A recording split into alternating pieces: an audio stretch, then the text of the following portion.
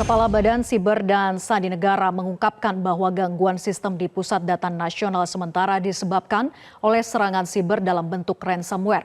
Mengapa gangguan ransomware terhadap sistem Pusat Data Nasional sementara belum teratasi tuntas dan bagaimana karakteristik brand cheaper ransomware ini? Untuk membahasnya lebih lanjut, kita sudah terhubung dengan anggota Komisi 1 DPR RI, Bobi Rizaldi, dan pakar digital forensik Ruby Alamsyah. Selamat malam Pak Bobi dan juga Pak Ruby. Selamat malam, Mbak Vera.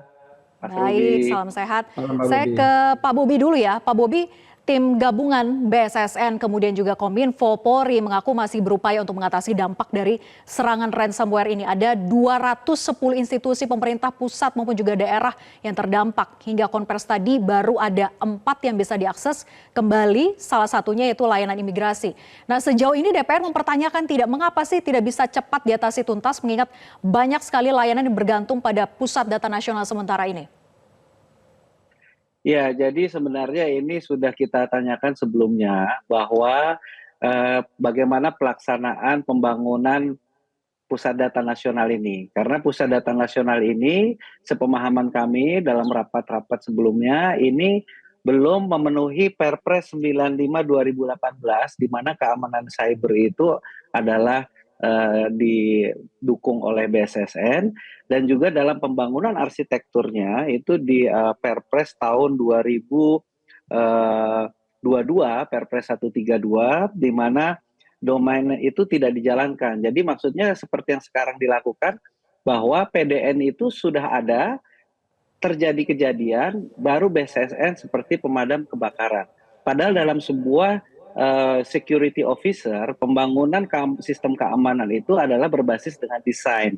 Nah, sebabnya ini sudah jelas, karena BSSN yang harusnya menjadi masuk di dalam desain PDN ini tidak masuk, sehingga visibilitiesnya untuk melihat anomali trafik itu hanya sekitar 5% dari data yang masuk ke Indonesia. Kalau tidak salah itu hitungannya data masuk itu sekitar 30 terabyte, sedangkan sistem yang terpasang itu baru 5% terabyte, sehingga malware-malware tersebut, anomali traffic tersebut tidak bisa teridentifikasi.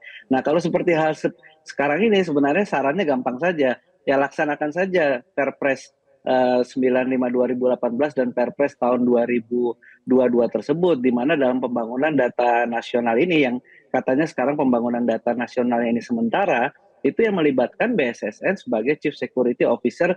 Jadi kami di parlemen memastikan bahwa ada instrumen negara yang memang diberikan tanggung jawab untuk melakukan dan menjaga cyber security di lembaga dan instansi pemerintah.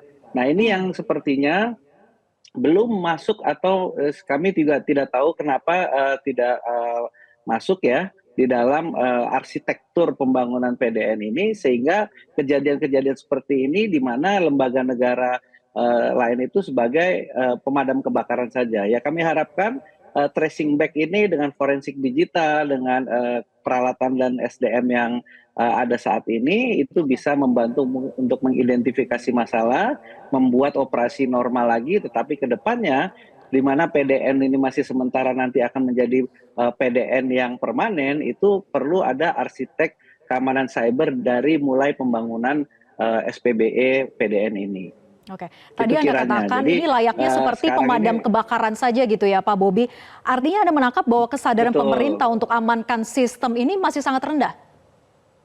Bukan, pemerintah itu sudah jelas ada perpresnya.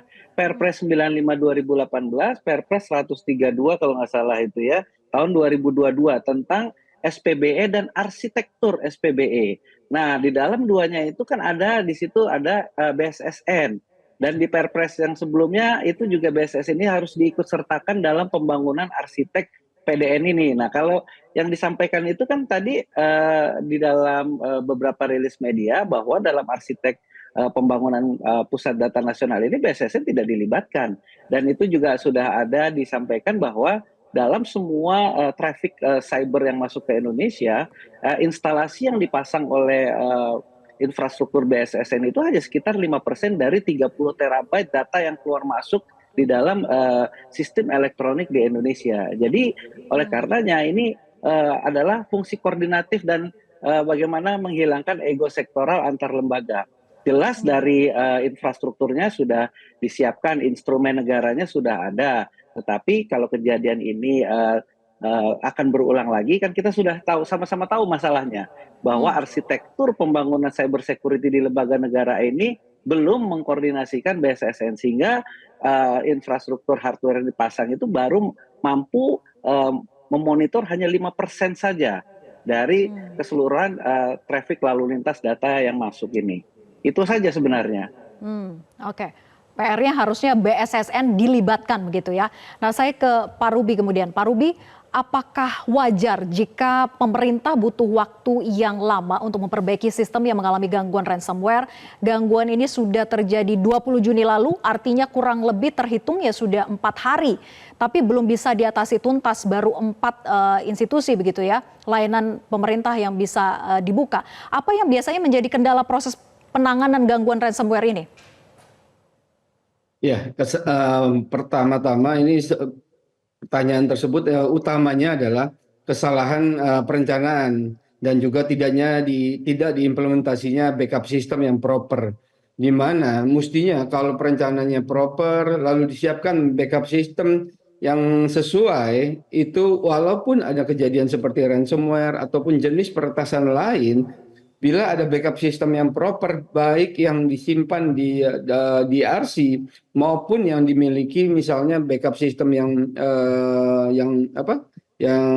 terdekat tapi sangat aman datanya, itu otomatis sebenarnya backup system bisa melakukan recovery dengan jauh lebih cepat dari sekarang. Nggak hitungan hari, tapi bisa hitungan jam saja itu backup system dapat menjadi sistem utama, sistem pengganti yang dari sistem utama yang mati. Nah, jadi kesalahan pertamanya adalah tidak adanya implementasi backup system yang proper ataupun backup sistemnya juga bermasalah atau tidak diterapkan sama sekali. Nah, ini yang sebenarnya sangat mengkhawatirkan. Jadi, apakah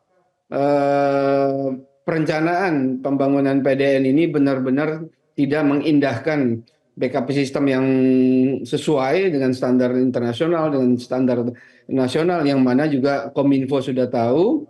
Nah, mestinya backup sistem ini kalau ada, otomatis dia akan bisa berfungsi sebagai pengganti dalam waktu yang cepat. Jadi berhari-harinya proses pemulihan sistem imigrasi ini membuktikan bahwa tidak adanya kesiapan ataupun perencanaan dan juga tidak terimplementasi dengan baik backup sistem yang ada di PDN.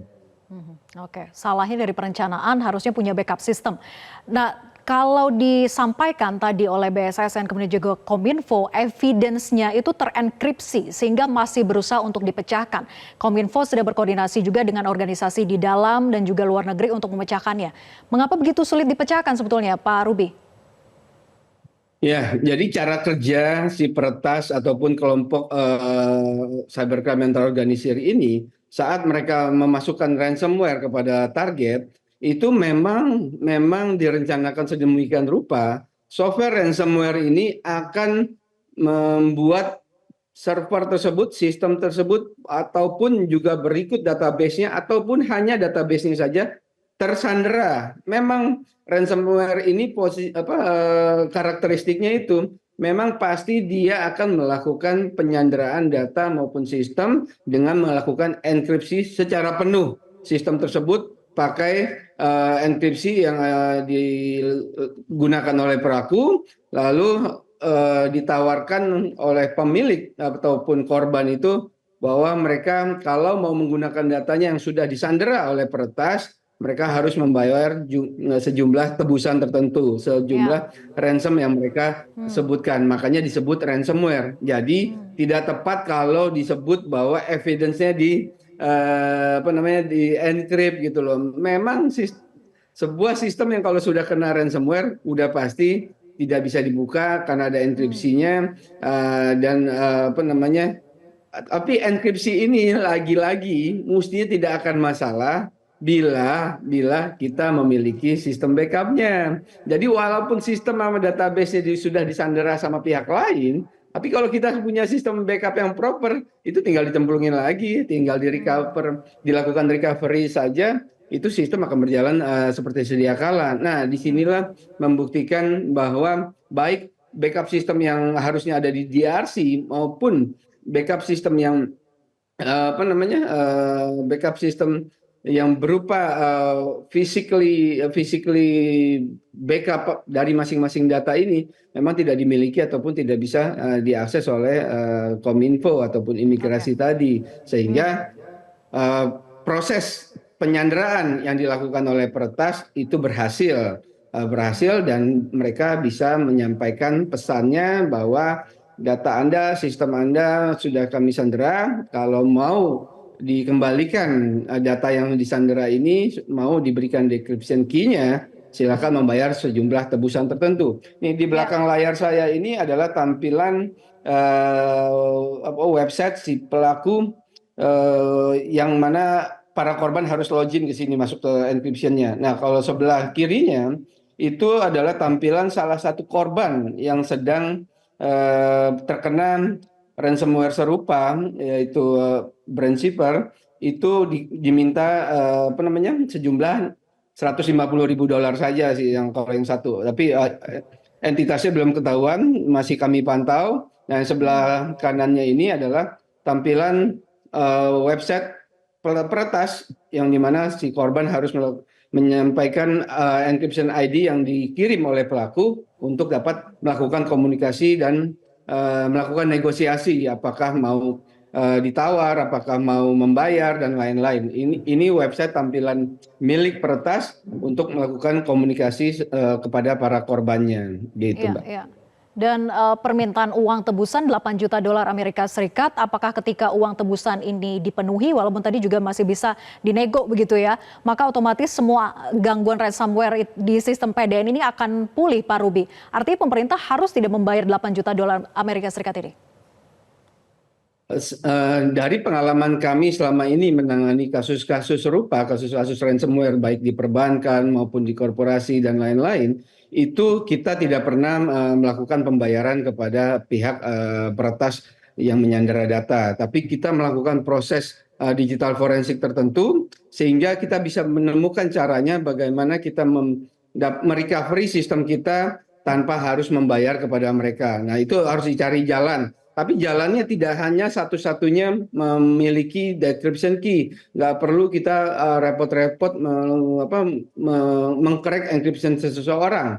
Tapi perlu dengan teknik digital forensik yang advance, mencari pola-pola yang tepat, melihat data-data secara teliti, itu dapat dilakukan proses recovery yang proper sebenarnya. Nah, tapi memang tugas tersebut tidak segampang dibicarakan, memang perlu waktu dan perlu ketelitian dan tools yang tepat gitu. Nah, jadi di sini mestinya memang anjuran para penegak hukum dimanapun selalu ransomware itu nggak perlu dibayar. Nggak perlu dibayar, apalagi kalau kita memiliki sistem yang proper. Belum tentu, ada di beberapa kejadian memang untuk kelompok-kelompok baru ataupun kelompok-kelompok cybercrime yang terorganisir yang tidak terkenal ataupun baru, itu memang dicurigai korban membayar, belum tentu mereka memberikan decryption key-nya, belum tentu mereka tidak melakukan blackmail lagi ataupun minta penambahan sejumlah uang tertentu. Nah, jadi memang kita sarankan memang tidak melakukan pembayaran tebusan ini, tapi mencari cara gimana bisa melakukan recovery jauh lebih cepat daripada yang sebelumnya. Oke, pemerintah disarankan untuk tidak bayar tebusan $8 juta itu. Nah, kemudian Pak Ruby, gangguan ransomware ini kan dengan nama Brandshipper dikatakan pengembangan baru dari Lockbit 3.0. Seperti apa sih sebetulnya karakteristiknya? Tapi dijawab nanti usai jeda, tetap bersama kami di Prime Time News. Jelajahi cara baru mendapatkan informasi. Download Metro TV Extend sekarang.